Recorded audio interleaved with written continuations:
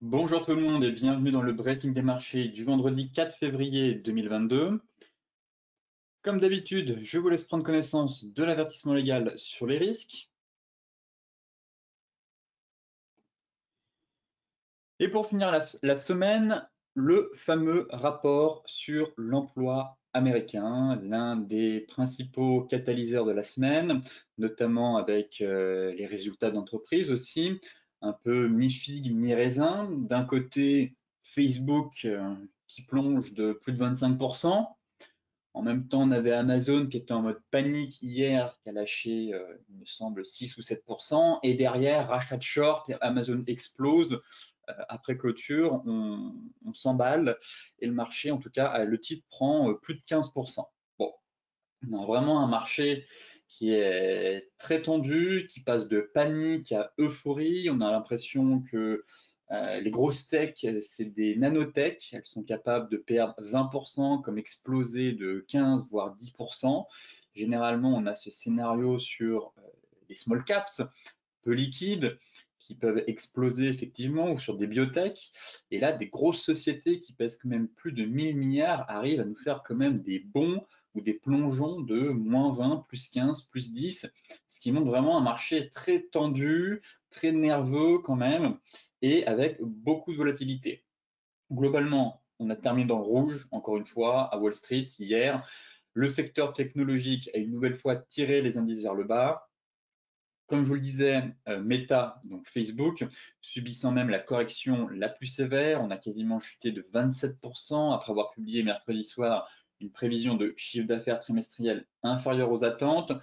Côté indicateur économique, on a eu les inscriptions au chômage aux États-Unis la semaine dernière, qui ont quand même diminué plus que prévu à 238 000 contre 261 000 la semaine précédente, mais maintenant, le marché attend le NFP, le rapport mensuel sur l'emploi. Et donc, ce rapport sera publié aujourd'hui à 14h30 et il pourrait donner à la Réserve fédérale de nouveaux arguments en faveur d'une accélération du durcissement de sa politique monétaire. Et comme évoqué précédemment, vous savez que maintenant les marchés redoutent jusqu'à 7 hausses de taux cette année, ce qui me paraît peu probable. Qu'on voit actuellement la dynamique, ça tousse déjà sur une hausse de taux.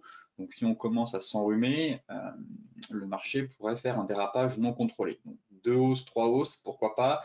7 hausses, ça me paraît beaucoup. Ce sont des prévisions en tout cas de certaines banques. Et en début de semaine, je vous ai quand même partagé un graphique. Actuellement, les Fed Funds price à 98,5%, une hausse de 125 points de base. Donc, ce serait actuellement 5 hausses de taux. Donc, on verra d'ici là.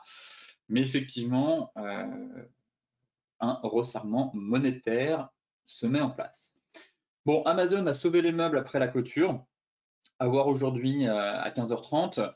Le titre a quand même bondi de 17% dans les échanges d'après-clôture, alors qu'il avait reculé, je crois, de près de 8% au cours de la séance. Comme d'habitude, dans le cadre d'une rotation défavorable aux grandes valeurs technologiques. Et Amazon a quand même publié un bénéfice net de 14,3 milliards de dollars sur la période octobre-décembre, soit le double du montant rapporté un an plus tôt. Et Amazon a aussi prévu d'augmenter ses abonnements. C'est ce qu'on appelle aussi, j'ai envie de dire, les aléas de l'inflation.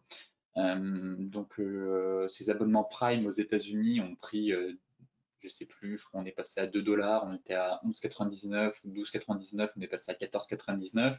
Donc forcément, ça aussi, ça a été salué par le marché.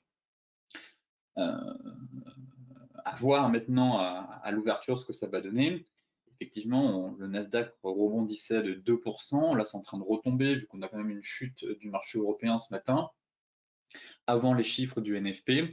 Donc quand même, malgré des résultats bons de la part des grosses techs, un marché nerveux, soucieux du resserrement de la politique monétaire. Et justement, hein, ce matin, on évolue en baisse, donc au lendemain des annonces des banques centrales européennes et britanniques. Et les indices boursiers ont quand même terminé hier dans le rouge en Europe, après le nouveau relèvement du taux directeur de la Banque d'Angleterre à 0,5%, et surtout les déclarations de la présidente de la BCE, Christine Lagarde, qui n'a pas réaffirmé qu'une hausse des taux cette année était très improbable, alors que le risque inflationniste est quand même orienté à la hausse. Donc, finalement, aveu de faiblesse. Encore une fois, on a eu Jérôme Powell, Christine Lagarde pratiquait de manière très remarquable et agile la politique de l'autruche, finalement, volte-face.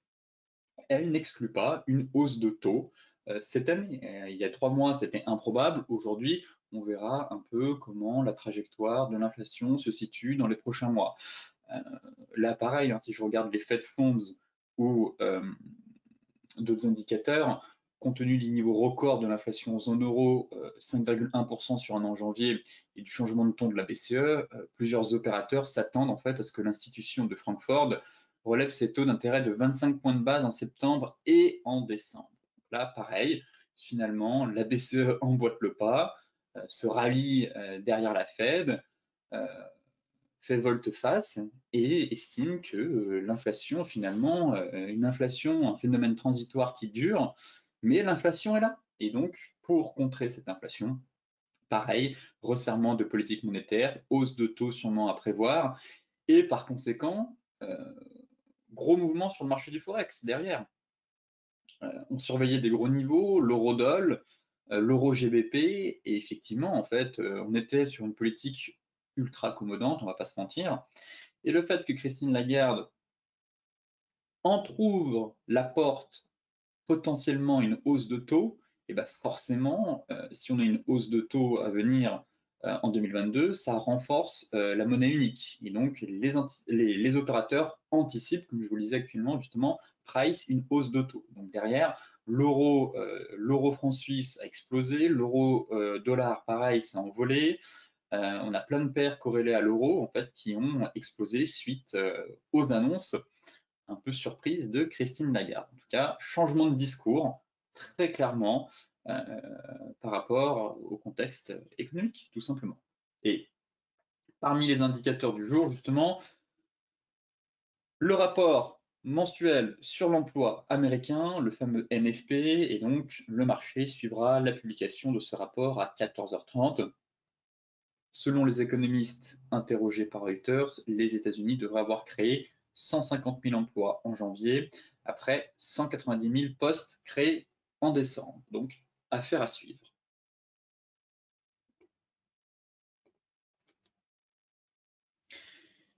Côté macro, ici nous avons donc un graphique de la surperformance des techs.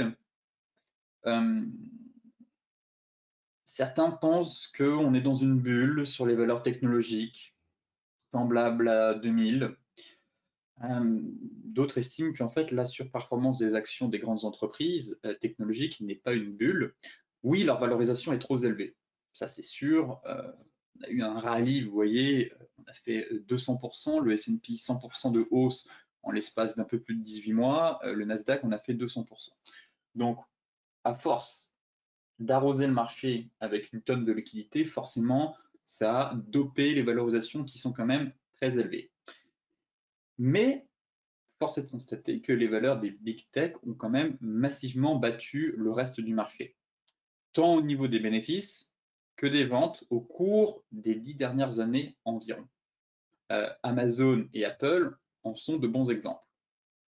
Effectivement, Facebook, je mets de côté, Netflix aussi, ça reste des grosses valeurs, mais face à la concurrence, Netflix, Disney+, Amazon Prime, Facebook, on a quand même les réseaux sociaux, les jeunes préfèrent TikTok à Facebook, très clairement, donc Facebook perd des parts de marché à cause des concurrents, alors que Microsoft, par exemple, Apple, ont vraiment une domination. Microsoft peut même se permettre de racheter Activision Blizzard pour 70 milliards de dollars. Donc ça montre à quel point il y a de la trésorerie et que malgré un niveau élevé, les bénéfices sont encore présents. Et donc difficile de voir une bulle, mais un excès de valorisation, une survalorisation qui devrait se réajuster, à mon avis, au cours des semaines, notamment si on a des hausses de taux. Ça pourrait permettre à l'indice de souffler. Mais on n'est vraiment pas dans un cas comme en 2000. En 2000, on avait vraiment ce qu'on pourrait appeler faire des similitudes avec le marché des cryptos en 2017, pas mal de shitcoins, des coins qui explosaient, qui avaient zéro valeur, qui représentaient absolument rien, et finalement, quand on regarde 2017 et 2022, vous comparez le top 10 2017 et le top 10 2022, il n'y a que Ethereum, Ripple et Bitcoin qui sont restés en haut du classement. Aujourd'hui, en 2022, on a quand même d'autres crypto-monnaies, on a Avalanche, Avax, donc des projets quand même plus solides. Et en 2000, c'était à peu près pareil. On avait pas mal de sociétés qui étaient très clairement des coquilles vides. Il suffit juste d'avoir un nom de domaine et un nom de domaine.com. Les sociétés explosaient à la hausse. Donc là, aujourd'hui, on a certes une survalorisation, très clairement, de ces valeurs-là. Les hausses de taux pourraient dégonfler les multiples boursiers, mais gardez bien en tête, on a pu le voir que les résultats sont quand même excellents. Donc, on aurait des mauvais résultats, des valorisations très élevées. Effectivement, le marché pourrait chuter de 15, 20, voire 25%. Mais pour l'heure, juste sur valorisation, mais des résultats quand même énormissimes, comme l'a montré justement, et encore une fois hier, Amazon. Si vous êtes un peu perdu dans ce marché, que vous avez du mal à vous situer, je vous avais déjà présenté un peu ce type de graphique il y a de ça quelques mois, il me semble, c'était début novembre. Je vous avais montré un graphique à peu près similaire. La rotation sectorielle par rapport au cycle économique. Donc, les marchés, bien évidemment, anticipent, sont toujours dans l'anticipation. Et actuellement, voilà où est-ce qu'on se situe. Potentiellement sur un top de marché. Si on regarde sur le Nasdaq, effectivement, on a un top des marchés. Sur le S&P aussi, on a retracé les 61,8, on est en train de retomber. Mais on sent que le marché commence à manquer de carburant, on s'essouffle et que peut-être une légère contraction est possible, surtout si la Fed et les banquiers centraux se montrent très agressifs. Et très intéressant en fait de voir le cycle économique, donc contraction, début d'expansion, reprise haussière, fin d'expansion, début de contraction et fin de contraction.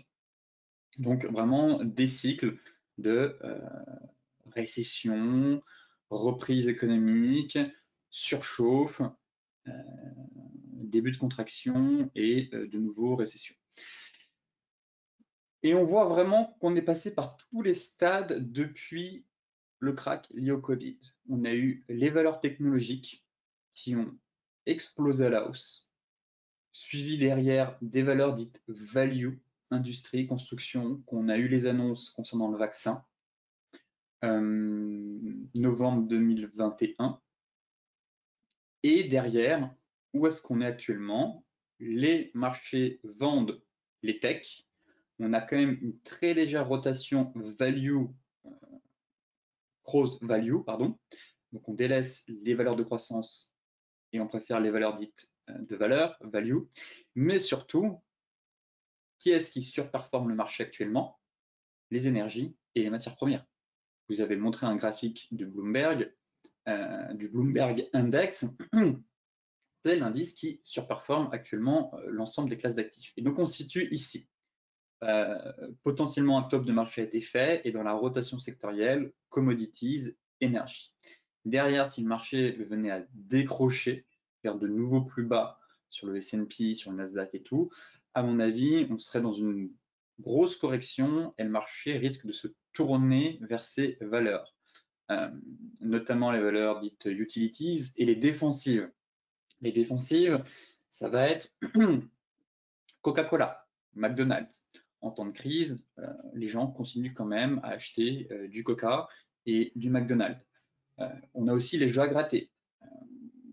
Les gens veulent avoir espoir et donc les jeux à gratter dans les périodes de contraction ou de récession, ça marche très bien. On pourrait penser à la Française des Jeux ou aussi les jeux d'argent.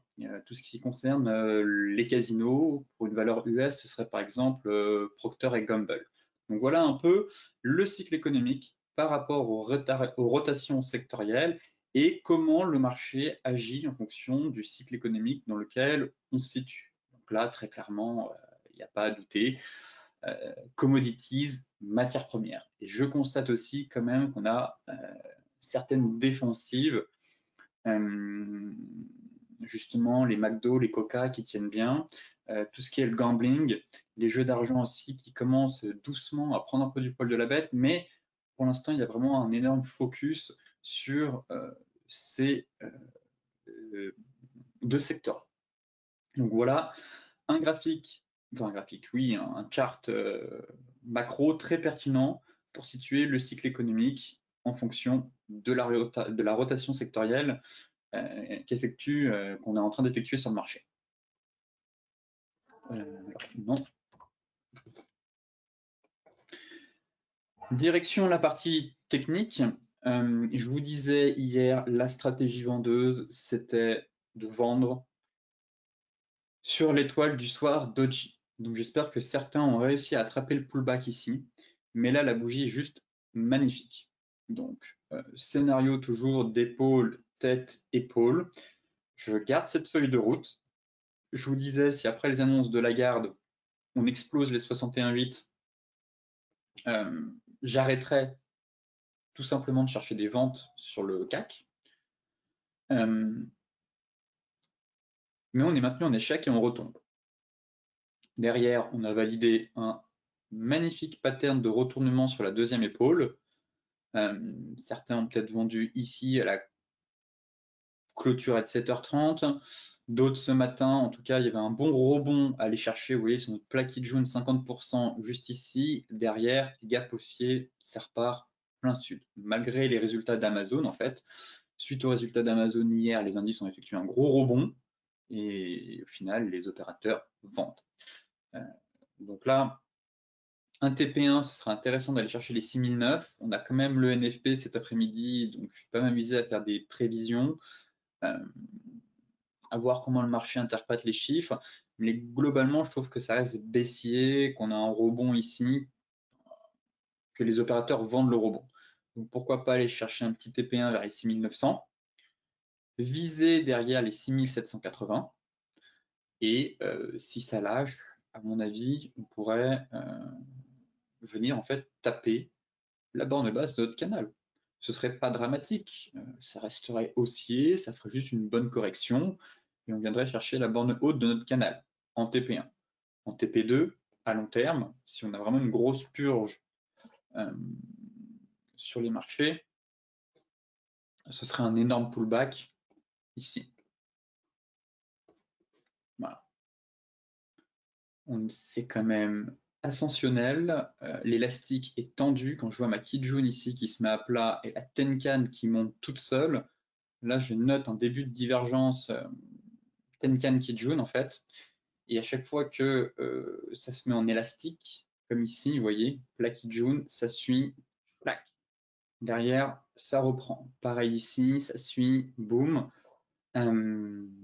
Pareil, là, on s'était mis à plat, Tenkan suit, et en fait, on appelle ça une divergence Tenkan-Kijun, notamment quand l'espace entre la Kijun et la Tenkan est supérieur au nuage. Donc, c'était le cas ici, supérieur au nuage. Et donc, retracement, et là, je constate en fait la même chose. Donc, plus prudent, des signaux baissiers qui se mettent doucement en place. Effectivement, si le marché devait purger, valider l'ETE, borne basse du canal, et si on casse, on pourrait effectuer justement un magnifique pullback sur les 6115. Donc ça, c'est vraiment une vision à long terme, mais c'est un scénario qu'il ne faut pas écarter. Aussi, la bougie hier était assez conséquente, on avait du volume. Hein. Regardez, donc le pattern a été confirmé quand même avec une bougie avec pas mal de volume. Donc, ce qui montre à quel point il y a une force vendeuse qui est en train de se mettre en place sur le marché.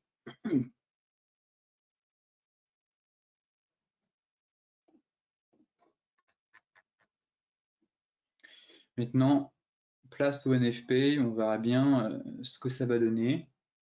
Si certains veulent prendre des bénéfices ici, pourquoi pas. Mais si vraiment ça part en sucette d'ici là, je pense qu'on peut très facilement aller chercher 6009 et 6780. Le DAX, c'est la même chose, seulement qu'on a déjà bien purgé sur l'indice allemand finalement. Je préférais la configuration sur le CAC, malheureusement, on a eu une plus grosse correction sur le DAX. Je trouvais qu'on avait un joli pattern sur le CAC, alors que sur le DAX, c'était un peu flou, mais voilà. Le DAX a vraiment bien corrigé. On est quasiment revenu sur les plus bas ici, alors que le CAC, il y a encore un peu de marge. Donc ça reste quand même l'indice le plus solide, le plus robuste. C'est pas le meilleur à vendre, mais encore une fois, il faut vendre l'indice le plus faible, acheter l'indice le plus fort, vendre le CAC, pourquoi pas, mais effectivement, la personne qui vendait hier engrangeait plus de gains sur le DAX qui lâche 1,5 alors que le CAC se stabilise. Bon, là pareil, la bougie hebdomadaire, ça me plaît pas trop. On n'a pas réussi à reconquérir, en casse sur Tenkan Kijun ici, ça repart, on casse les MM50. À voir en clôture, mais pour moi, on est juste dans un énorme range. Et voilà, 15 000, c'est le pivot clé. C'est un niveau qu'on travaille depuis avril 2021. Et si on casse ce niveau, c'est sortie de range par le bas. Pour l'instant, ça tient. Je ne m'amuserai pas à vendre là maintenant. En intraday, certains peuvent même tenter des petits achats ici. C'est pas interdit, mais vraiment en intraday. Effectivement, il y a une petite divergence qui s'est validée ici, vous voyez, avec un avalement 5 minutes. Bon, ça peut se tenter, mais c'est vraiment de l'intraday pour prendre quelques points. J'ai pas envie de me lancer dans un scénario et un plan de trading juste avant le NFP, ça n'a aucun sens, aucun intérêt. Pourquoi pas trader juste après le NFP à 16 h quand les bourses US seront ouvertes, mais là juste avant, bon, si vous voulez tenter dans la zone de l'intraday, prendre quelques points en scalping, pourquoi pas. Mais sinon, pour la semaine prochaine, très clairement, je vais quand même continuer de surveiller cette zone.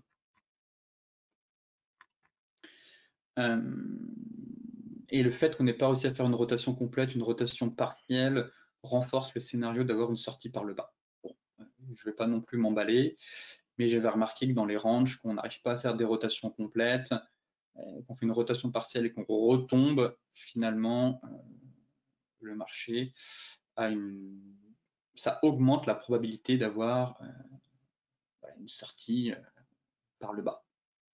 À l'inverse, si on fait une rotation hop complète à la hausse, on va à la baisse, on fait une rotation partielle, ça remonte. Et voilà, c'est l'inverse. La probabilité est élevée d'avoir une sortie par le haut.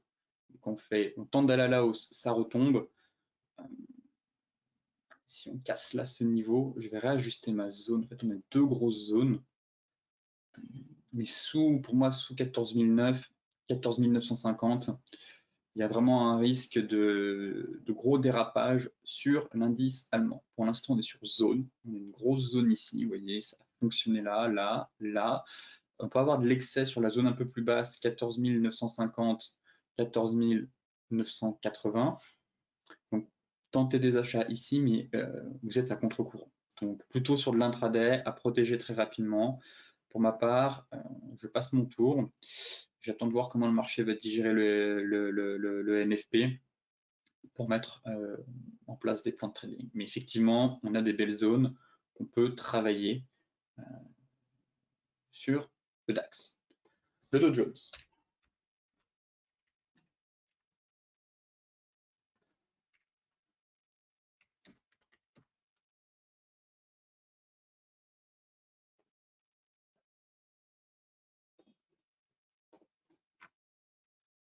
Non, pas le Dow Jones Transport. Sinon, vous pouvez me le... Voilà. Alors, on va mettre l'Ishimoku.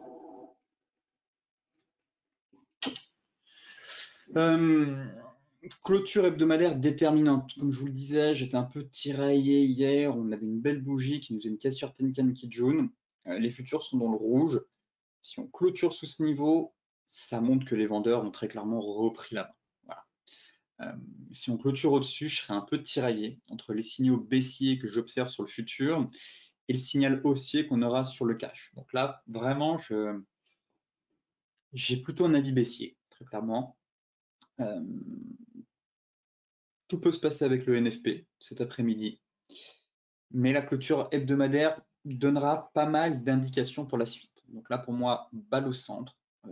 se trouve à 50%. Si on clôture en dessous, les vendeurs reprennent la main, Chico sera sous les prix, et je n'exclus pas un retour sur la borne basse. Donc, clôture hebdomadaire sur le cash, très importante à surveiller. Ici, ça ressemble un peu, dommage qu'on ait pas eu de gap, on a eu le gap baissier ici, mais à une étoile du soir. Donc après une hausse de plus de 2500 points, on est venu échouer sur les 61,8, étoile du soir, on se situe là. Donc si ça gape à la baisse et que c'est pas repris ce soir, à mon avis, on va retomber plus bas. Voilà, on ira chercher 34 533 et même pourquoi pas revenir par ici. Voilà le plan.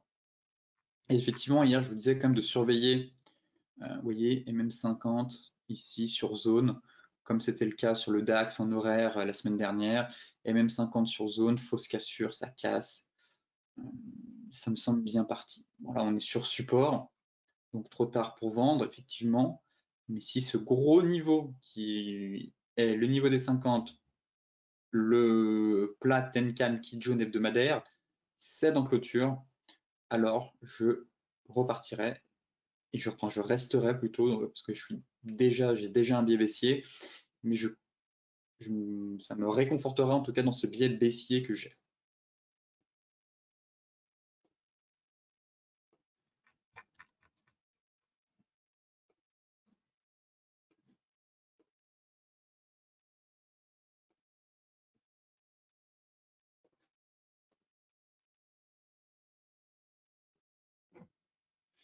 Bon, peut-être un biseau, peut-être un petit biseau qui s'est formé ici.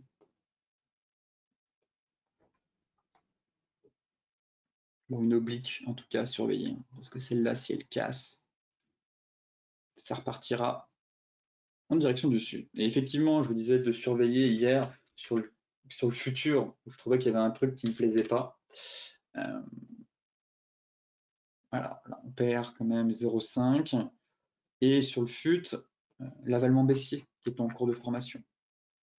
Forcément, je vous disais, voilà, on a un avalement baissier, le stop loss au-dessus, peut-être que certains ont réussi à prendre sur pullback ici, mais quand je vois ce chandelier baissier, là, effectivement, si je bascule en données hebdomadaires, on est sous Tenkan Kijun, donc sentiment que les vendeurs reprennent la main, à confirmer en clôture, encore une fois, mais effectivement, voilà, cet avalement baissier plaide pour une fin de rebond. Une grosse vague de baisse, rebond à 61,8, comme évoqué, je vous le disais, l'Europe retrace 38,250. Les États-Unis ont tendance à retracer 61,8, le CAC a retracé 61,8 car c'est l'indice le plus robuste, le plus fort. Le Dow Jones, beaucoup de valeurs dites value, a retracé les 61,8. En revanche, le Nasdaq, l'indice le plus faible actuellement, n'a retracé que les 50%. Et derrière, on est retombé. Donc là, sur zone, j'ai hâte de voir le NFP. Si certains ont vendu par ici ou sur le pullback par là, eh bien, mettez votre stop à break-even. Voilà. Vous pouvez déjà mettre, attendez la publication des chiffres. Si ça part dans le bon sens, tant mieux. Sinon, mettez votre stop à break-even. Vous avez quand même pas mal de marge. Par ici, même là, ça fait quand même, même si vous avez vendu un peu plus bas, ça fait quand même 200 pions d'avance, un peu plus, entre 200 et 300 pions d'avance. On va pas se prendre 300 points en 15 minutes sur le Dow Jones. Mais au moins, vous pouvez sortir soit avec un léger gain, si ça remonte, et si ça part à la baisse, il faudra garder et aller chercher en TP1 par ici et en TP2 par là.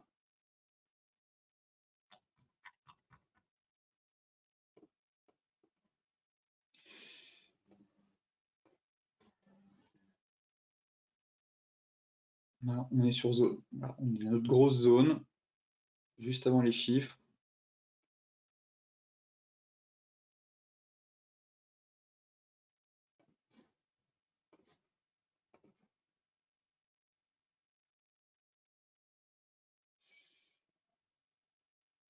Bon, on aurait un canal un peu comme ça, on aurait fait de l'excès ici. XR attrapé. Effectivement, si on réintègre la zone, on casse la M50, je pense qu'on ira plus bas, très clairement. Donc, à surveiller, mettez votre stop à break-even si vous avez vendu sur l'avalement. Et affaire à suivre cet après-midi. L'euro-dollar, bon bah finalement, je revois ma feuille de route. Moi qui étais baissier sur cette paire, forcément, hein, quand Christine Lagarde change de ton et affiche clairement un aveu de faiblesse, l'euro explose. L'euro explose, donc ça repasse à la hausse. Qui dit hausse de taux à venir, forcément, c'était pas prévu. Elle nous disait encore il y a fin décembre, c'est hautement improbable. Finalement, ça devient probable. Par conséquent, les marchés price les hausses de taux à venir de la part de la BCE. Bon, l'euro explose. On est en pure V-bottom ici. Sorti par le haut du canal, cette fois c'est clairement pas un bull trap. Bougie flux impulsive, tout ce que vous voulez. Premier niveau, aller chercher le plaquet jaune. Voilà. Et là, on a quand même un sacré avalement haussier. Celui-là, il fait pas rire. Bel avalement haussier sur zone après un bear trap. Donc, premier TP, aller chercher un 15,30.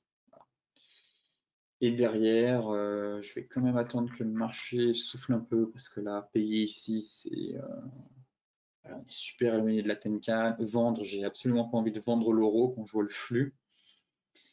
Plutôt chercher des replis, basculer en données horaires. Mais même en données horaires, hein, bon, bah là, vous voyez, il a casse sur Tenkan Kijun. Tac, tac. À 14h, boum. Une belle caisse sur Tenkan Kijun qui se redressent toutes les deux. Celles et ceux qui ont eu le courage de payer ici, eh bien, ça a payé. Après, c'était quand même audacieux après un tel rallye.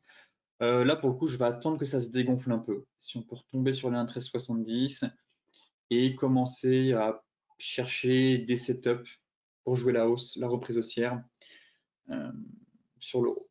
J'ai un objectif, c'est 1,1530. Peut-être qu'on va aller le taper cet après-midi, hein, c'est pas impossible. Mais bon, là, j'ai un début de divergence.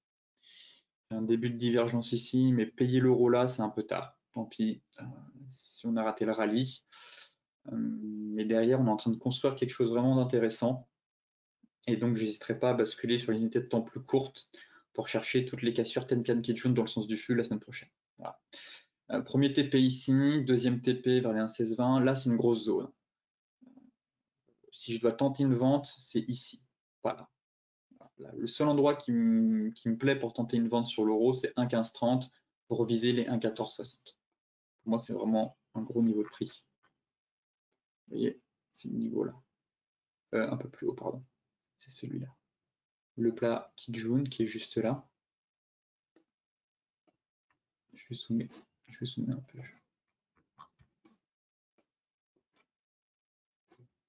Notre plat Kijun, par ici, qui s'aligne avec notre plat Kijun qui est juste là, vous voyez. Ça, c'est très beau. Le spike qui a été effectué ici. Donc, et là, donc ça casse. Tac, tac, tac. Donc, on a une zone. La zone, c'est 1,1515, 1,1530. Donc là, c'est la seule et unique zone qui m'intéresse pour tenter une vente sur repli. Un repli de marché. Voilà. Donc, à surveiller la semaine prochaine, ce niveau-là. L'euro GBP, finalement, énorme contre-pied. Forcément, hein, la BOE lève les taux, mais on le savait ça.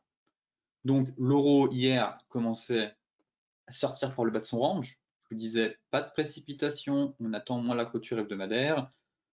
Confirmation, il y aura dans tous les cas un pullback si ça casse par le bas. Donc ça vendait en anticipant la hausse de taux à venir de la BOE. Forcément, ça renforce la livre sterling, donc l'euro chute. Derrière, Christine Lagarde parle, entrouvre la porte à une hausse de taux à venir en 2022. Forcément, le marché n'était pas totalement prêt à ce genre de discours. L'euro explose à la hausse. Bon, malheureusement, tant pis. Vous voyez, comme quoi, avec les banquiers centraux, il faut vraiment se méfier. Il ne faut pas se précipiter. On ne peut pas être partout. Pour moi, il y avait un super trade. Alors, peut-être que certains ont tenté le double creux ici en clôture. Effectivement. Il y avait un setup à jouer en 4 heures. Qu'on voit l'abalement ici. Belle hausse. Donc, c'est vrai que malgré le contre-pied, finalement, voilà, moi je m'attendais plutôt à un avalement sur le bas, avoir un super ratio. Donc là, le ratio n'est pas aussi idéal que si on avait payé en bas sur un chantier de retournement, mais néanmoins, phase de baisse, stabilisation, double creux, ça casse. Si certains ont payé ici, stop loss juste là. Voilà, stop loss ici. Et il faut aller chercher. Le premier TP, c'est 84,72 et le TP théorique 85,23. Mais le 85,23, à mon avis, ça correspond à rien du tout. 85,23. Ouais. Ouais, c'est ce niveau-là, je m'appelle Ishimoku. Voilà. 85,25. La petite zone. Tac, tac, tac. Qu'on a travaillé. Donc ce serait objectif théorique. Bon, on pourrait aller chercher plus haut, à mon avis. Ouais, si on break cette oblique, là, on a une très belle oblique. Non, ça n'est pas joli. On a déjà une belle oblique ici. Tac, tac, tac. Si on break, à mon avis, on peut aller chercher 86,56. Je ferai le suivi si certains ont réussi à payer l'euro GBP. Mais bon, petit TP ici à prendre. Objectif théorique ici. Mais si on casse notre oblique et la MM200, à mon avis, on est bien parti pour aller chercher un peu plus haut. 86,50, ce serait pas mal. Ça ferait quand même déjà un très beau trade. Le GBP USD, j'avais un plan, c'était d'achat sur pullback, comme je vous le disais hier. Ici, acheter sur pullback pour repartir. Bon, on ne va pas non plus payer le GBP USD sur, du moins avant le NFP, mais ici, ce qui m'intéresse, c'est de voir en données 4 heures cet après-midi comment ça réagit. Vous voyez, j'aime bien la cassure, on a une belle cassure. À voir après le rapport, on effectue le pullback. Si ça part, eh bien, ça peut se tenter. Est-ce que... Okay. À surveiller à 15h30. Publication à 14h30. Les US ouvrent, on voit le marché, comment il digère. Si ça short la livre sterling, on laisse tomber ce plan. Si on a en données horaires un chandelier, comme ici, là, on a eu un début d'avalement, vous voyez. Mais là, ce qui serait propre, c'est qu'on fasse notre cassure Tenkan Kijun. Voilà, donc à surveiller. Là, ça c'est en train de se mettre à plat, ça va logiquement se mettre à plat. Si d'ici 15 heures, Chikou est libre, si ça casse à la hausse, ça paye, stop loss sous les plus bas. On va chercher TP1 et TP2. Voilà le plan. Donc affiner en données 4 heures, en données horaires, surveiller avec votre Ishimoku si vous avez une cassure Tenkan Kijun après la publication. Si possible, laissez la poussière retomber donc à partir de 14h30, 15h30. Si tous vos signaux sont validés à partir de 14h30, 15h, je vais y arriver, 15h30, 16h, eh bien, pourquoi pas rentrer en position, viser TP1, TP2.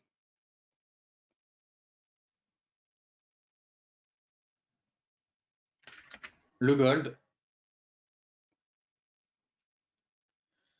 Je crois que le stop loss a sauté.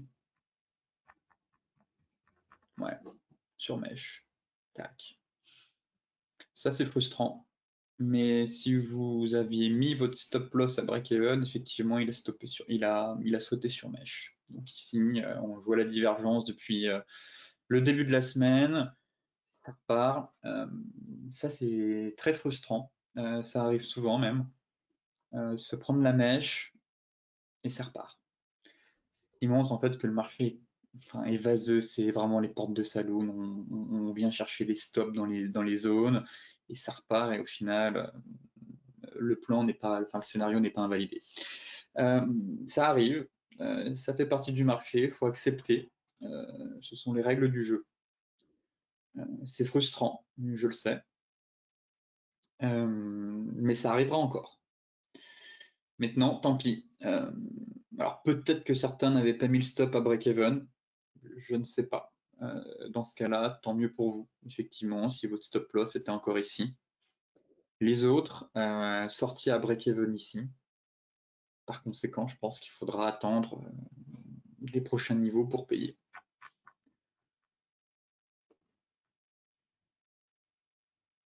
Ouais, là, j'ai pas envie de payer ici. J'attendrai de nouveau la cassure des 1830 pour rentrer ou un retour dans la zone. Mais là, pour l'instant, le gold, ça me plaît pas plus que ça. La clôture hebdo,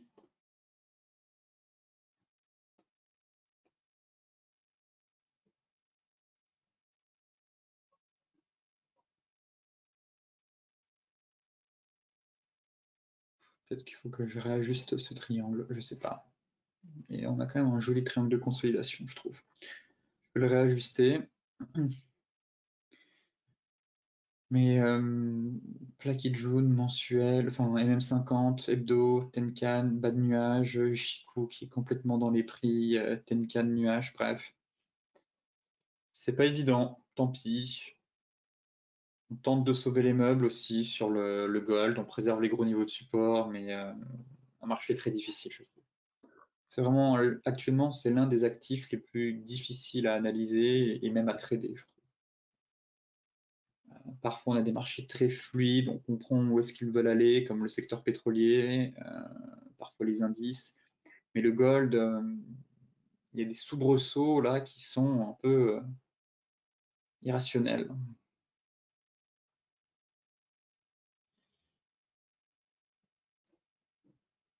Bon, on peut avoir une réaction après le NFP aussi. Je reste à l'écart.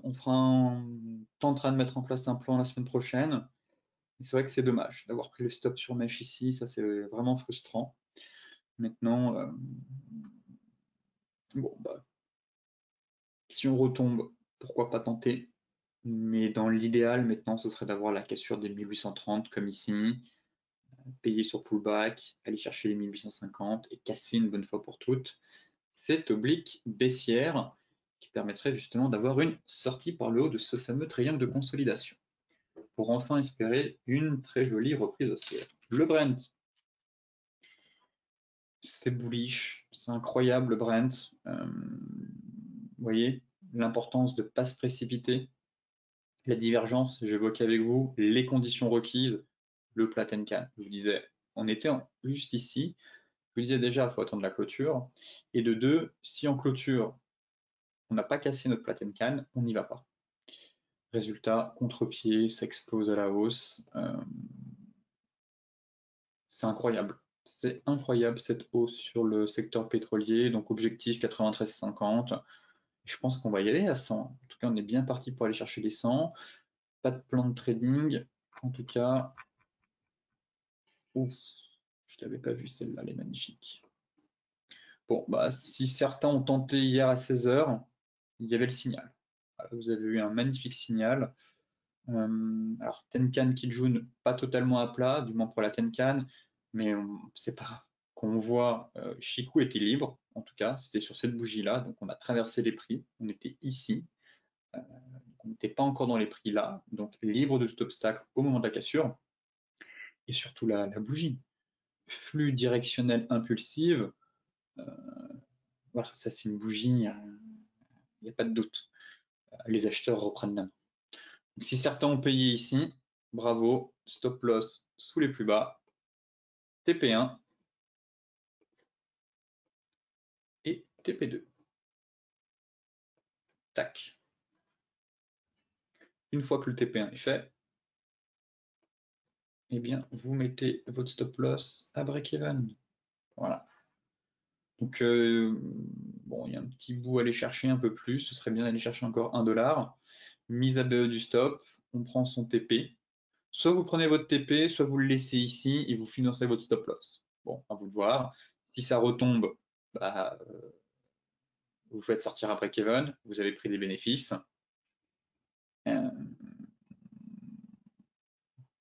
Tandis que dans l'autre scénario, si vous financez votre stop loss, je me suis perdu. Soit TP1, je disais, on prend ici. Scénario 1, on remonte le stop loss, on le met à break-even. Derrière, si le marché retombe avant de repartir, bon, bah, au moins vous sortez à break-even avec un léger gain.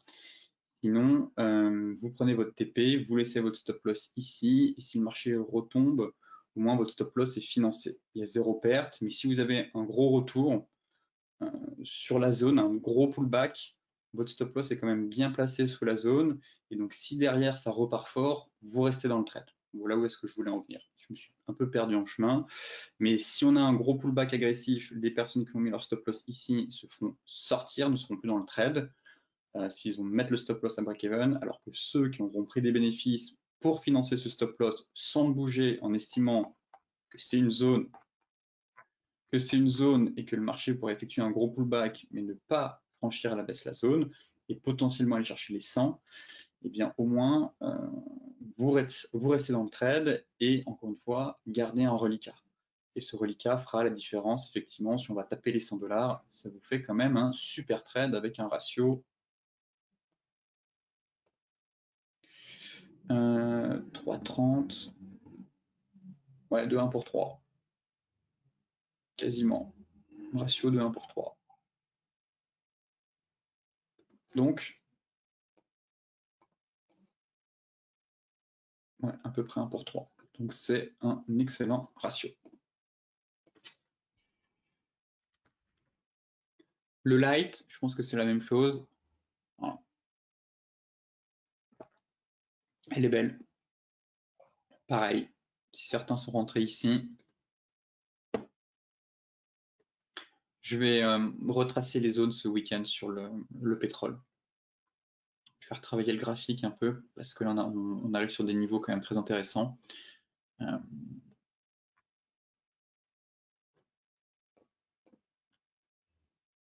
Non, cette zone-là, elle est nickel, mais on est en train vraiment de la casser. Ah, c'est cette oblique. On a une belle oblique ici, donc payez-vous. Voyez, je vais zoomer un peu plus pour que ce soit plus propre. Voilà. Un point de contact, 2 points de contact. On est en train de faire le 3e point de contact. Donc voilà, on est sur zone. On peut aller taper les 82-80. Donc si certains ont tenté la cassure Tenkan Kijun 4 heures, ici, bon, c'est pas une grosse marge, mais pensez à vous payer. Pensez à vous payer et à mettre un break. Vous voyez votre oblique, elle est juste au-dessus. Je préfère sur le Brent, l'horizon est bien dégagé. Effectivement, c'est un trend incroyable. Le pétrole, voilà, comme évoqué avec vous en introduction, hein, la rotation sectorielle, énergie, matières premières, et ça se voit très clairement. Sur l'année, on est à combien actuellement? Plus 22. C'est très très propre. Donc des valeurs comme Total qui explosent, des valeurs comme ExxonMobil, en plein dans cette rotation sectorielle. Le Bitcoin, pour terminer, ça reprend des couleurs ce matin, surtout l'Ethereum, mais l'oblique. Encore une fois, est-ce que le marché va réussir à nous casser? Tac. Cette oblique, ce serait déjà un très bon point. Bon, à confirmer, ici on avait de justesse une cassure Tenkan Kijun. Bon, elle n'était pas non plus extraordinaire, quand même un avalement baissier. mais je suis pas fan du robot. Voilà. Même si on casse, ce qui va m'intéresser, ce sera les 41 000. Et là, si on a un beau combo sur zone avec la même 50, ça me paraît compliqué. Mais si on casse ce niveau, effectivement, là, on aura un signal de reprise haussière. Pour l'heure, ça reste baissier, sous l'oblique, testé une fois, 2 fois, 3 fois, 4 fois, 5 fois. Si elle casse, effectivement, ce serait déjà un bon point. Ensuite, il faudrait casser notre plat qui jaune. On a eu du mal à les casser récemment, mais surtout les 41 000.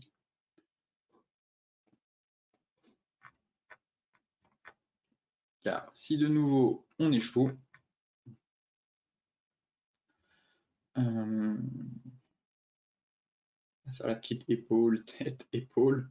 Voilà, si de nouveau on échoue, qu'on fait l'épaule, tête, épaule, ça retombe, vous la voyez ici, en cours de formation, celle-là, en 4 heures. Voilà. Tac, tac, il est en train de faire la deuxième épaule. Donc, si ça casse, invalidation, pourquoi pas aller chercher les 41 000. Si on break les plus bas, les 36 000, alors 33 850, mais ce niveau n'est pas très pertinent.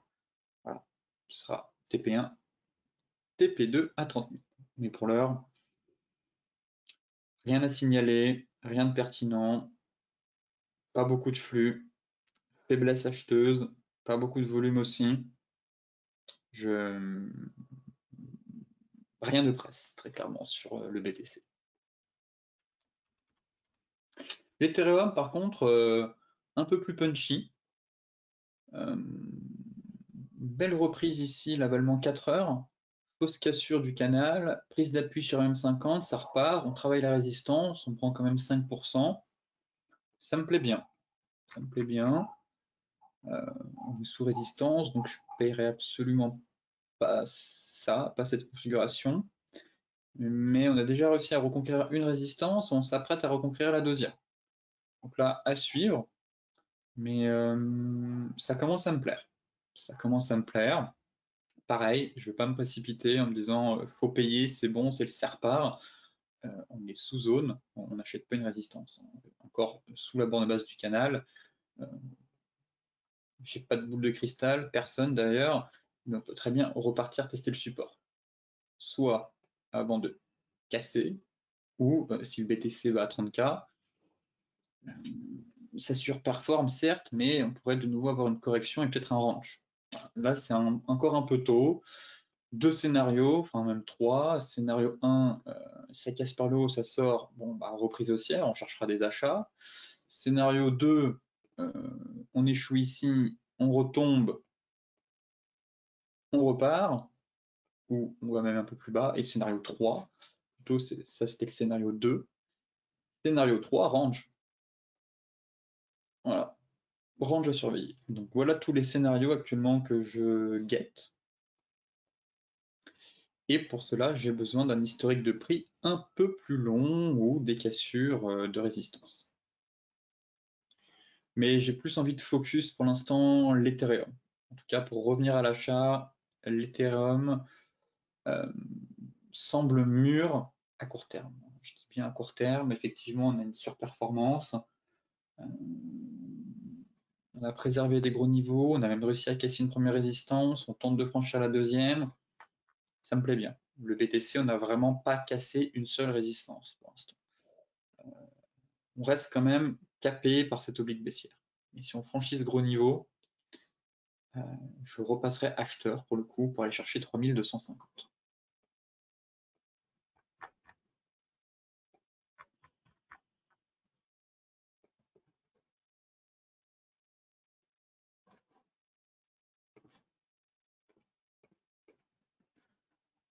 Je vais réajuster le canal.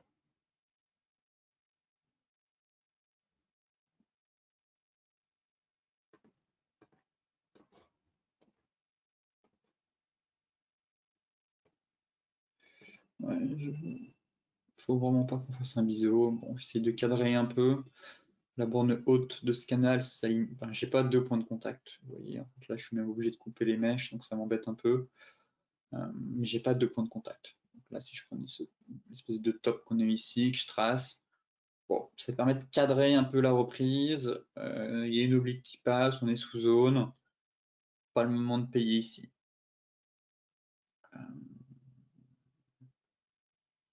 En cas de cassure, pourquoi pas. Cassure, pullback, stop loss sous les plus hauts, par ici. Voilà.